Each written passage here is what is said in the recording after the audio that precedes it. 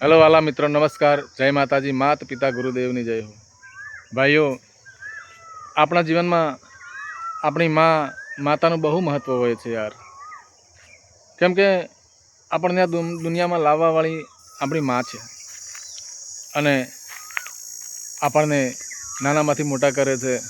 આપણે જન્મીએ એટલે બિલકુલ નાના હોઈએ છીએ, એ તો તમે જાણતા હશો અત્યારે. અને મા એનું અમૃત જેવું દૂધ પીવડાવીને આપણને મોટા કરે છે.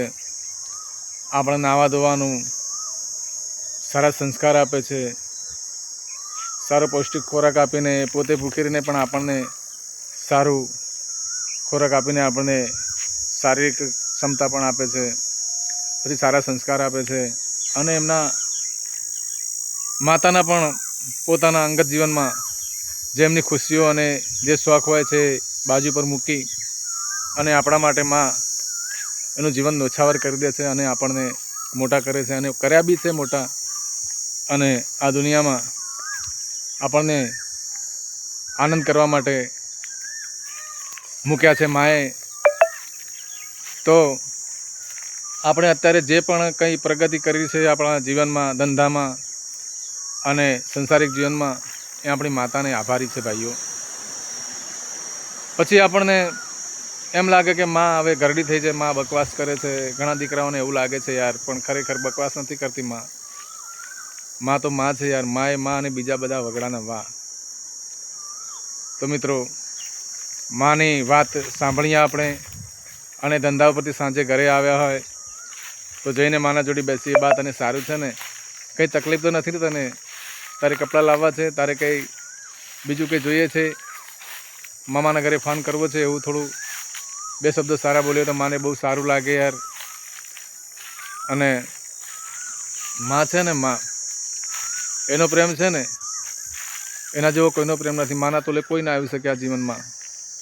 આપણે ગમે તેવા પોઝિશનમાં હોઈએ પણ માના જોડે જઈએ તો માં આપણને સહારો આપે છે. કંઈ વાંધો નહીં બેટા, સારું થશે. એટલે માને ખુશ રાખીએ અને માને સેવા કરીએ. અને મા બાપની સેવા તો નસીબદારો એને જ મળે છે ભાઈ. અને જે કરી શકે એને ધન્યવાદ છે, અને જે માતા પિતાની સેવા કરતા હોય એને ખૂબ ખૂબ ધન્યવાદ છે. ભગવાન સુખી કરશે યાર. અને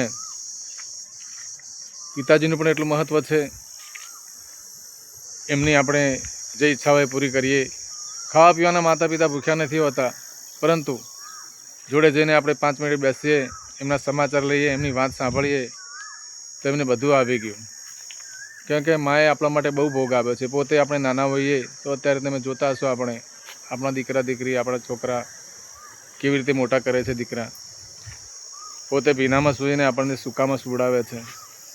પોતે ભૂખ્યા રહીને આપણને ખવડાવે છે. અમુક ટાઈમે તો માં જમવા બેઠી હોય અને બાળક પારણામાં રડે તો જમવાનું એક બાજુ છોડી દે અને માં તરત બાળકને લઈ લઈને કેટલું વાલ કરે છે. એટલો ભોગ આપીને આપણને મોટા કર્યા છે. પછી આપણે સારા સેટ થઈ ગયા, સક્સેસ થઈ ગયા એટલે પછી માતા પિતાની વાત બકવાસ લાગે. એવું ના થવું જોઈએ મિત્રો. કેમ કે માં છે ને, આપણા કવિઓએ કહ્યું છે, માં કેવી છે? બધા કરતી મીઠી. હે મીઠા મધુન મીઠા મેં હુલાર લો, મીઠા મધુન મીઠા મેં હુલાર લો. અને એથી મીઠી છે મોરી માતર જનની, જોડ સખી નહીં જડેર લો.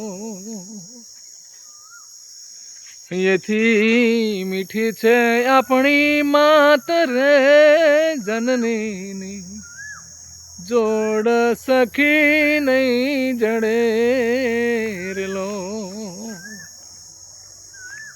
અને સાચું કહ્યું છે, જનની જોડ ક્યાંય જડે તેમ નથી. માનો પ્રેમ, માનો ભાવ અને માનું સમર્પણ જે દીકરા વિશે હોય છે ને, એવું બીજું કોઈ કરી શકતું નથી યાર. બધું જ નોછાવર કરી દે છે માં. આપણાથી કોઈ ભૂલ થઈ ગઈ હોય, આપણે ફસાઈ ગયા હોય, કોઈ આરો ના હોય, માને જઈને જોડી જઈને બેસીએ કે માં મારે આવું થઈ ગયું, તો એના દાગીના હશે ને તો બી આપણને આપી દે, લે બેટા તું આ ગપાસું કરીને તારું જીવન ચલાવ, કોઈ વાંધો નહીં. બધું આપી દે છે માં, આપણા માટે મજૂરી કરે છે માં. એટલે માને આપણી જરૂર ગળપણમાં હોય છે, ગળપણમાં યાર. તો માની સેવા કરીએ આપણે. હું પણ પહેલાં આવી ગયો ભેગો, સલાહ નથી આપતો, ઉપદેશ નથી આપતો, પણ એક દિલની વાત કરું છું યાર. તો અને સેવા કરે જ છે લોકો. 80% માણસો બધા મા બાપની સારું જ રાખે છે, બધા સારા મિત્રો છે. અને થોડા અમુક નથી રાખતા, પણ ખરેખર રાખજો યાર. તો આપણું પણ જીવન સારું જશે, ભગવાન પણ રાજી રહેશે એમાં. અને માતા પિતા મહેરબાન તો બંદા પહેલવાન. જય ગુરુદેવ. માતા પિતા ગુરુદેવની જય હો. જય માતાજી.